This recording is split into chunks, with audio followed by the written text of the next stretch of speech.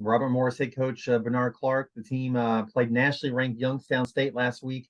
Came up short in that contest. Back home, second home game. They beat St. Francis 2 weeks ago. They're going to play Lynchburg. This is the first of two straight home contests. So, Coach, just some general thoughts about that Youngstown game, and then we'll go to some questions. Well, the biggest thing that came from that game, to be totally honest with you, Kyle, is just I'm upset. It never bothers me to lose a game because there's winning and there's learning. There's not winning and losing. There's winning and learning. And the thing about that game is we lost. We didn't play well. And when you play a team as good as Youngstown State, a team that's ranked, and you have 30 missed tackles, and you have 10 penalties, 7 of them on offense in crucial moments, you're upset about things like that. So that game was disappointing because we just didn't play well as a team against a very good football team, and they ended up whooping our butts. Compare with what you just said. How did that compare to what you've done right in some of the other games? Was it like a back step or just different problems that you've had from the other games this year? Well, the positive thing is still didn't have any turnovers. We're still plus side on turnovers. So that was the positive thing about the game. The bad thing about the game, we weren't missing as many tackles. I mean, we missed tackles against Air Force. We didn't miss 30 tackles. And the thing is, we tackled great against St. Francis. We didn't have any missed tackles. We were able to stop the run. We weren't able to stop the run against those guys. And they had running backs that could run through arm tackles, and that's why we missed so many tackles. We play against St. Francis. We hold them to 68 yards rushing. This team gets over 300 yards rushing. So those things, obviously they can be corrected, but we got to make sure we're making those corrections and making our guys understand that. And I've said this before, football doesn't build character, it reveals character. So we got to make sure these guys, that these things have been revealed, these mistakes, these missed tackles, those things to be taken care of. You talked about a little bit last week, the trick play that led to a touchdown. You had another play where your quarterback didn't throw a touchdown. So I just want to ask you about that again. And the opportunity was right to do something like that again.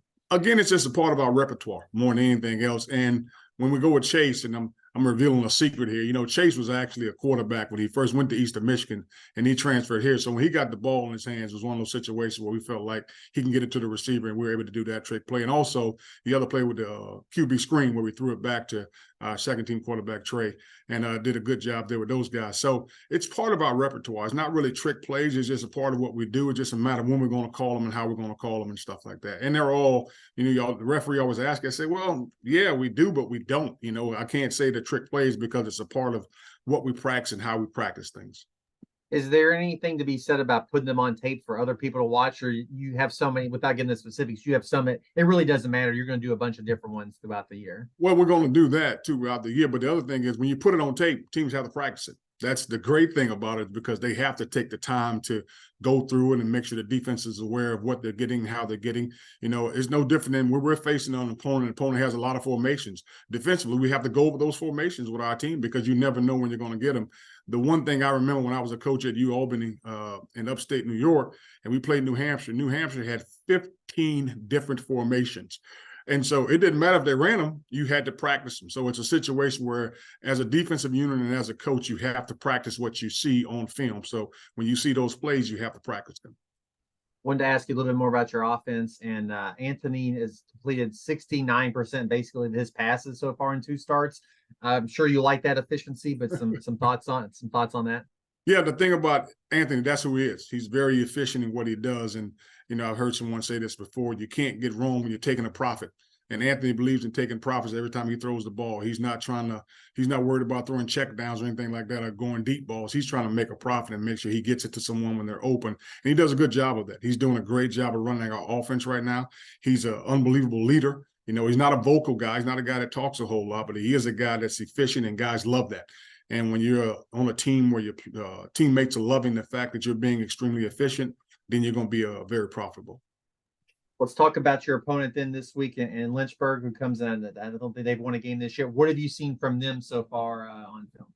Well, the thing about them, their skill positions are pretty good. I mean, they struggle a little bit up front when it comes to O-line and defense, but D-line. But their skill positions, their corners, their wide receivers, their running backs, pretty good. They got good skill positions. So we just got to make sure we're managing. And we're going to play some zone coverage, some man coverage, and things like that. We're managing the game. Again, it's more about us this week than it is about them, to be totally honest with you, because of how we played last week versus Youngstown. I want to make sure we limit the penalties, limit the missed tackles. Those are the things going to help us continue to win. We got to get turnovers. We can't give up any turnovers. But the most important thing is we limit a lot of those mistakes we had this week. And the thing I told our guys is, it's no longer practicing anymore. Now we're training. We're training to have a great season. We're training to have a good football team. So when we hit that field, we're training to be better each day.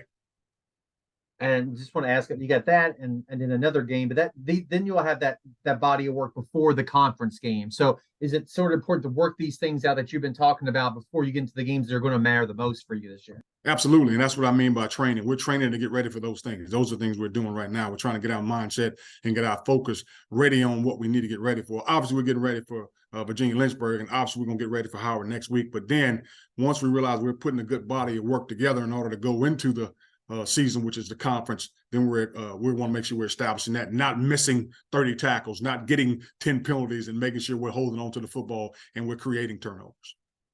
Well, Coach, appreciate your time this morning. Best of luck against Lynchburg this weekend, and we'll talk to you again this time next Tuesday. Thanks, Kyle. I appreciate you very much, and let's go, Bobby Moe. Thanks, Coach.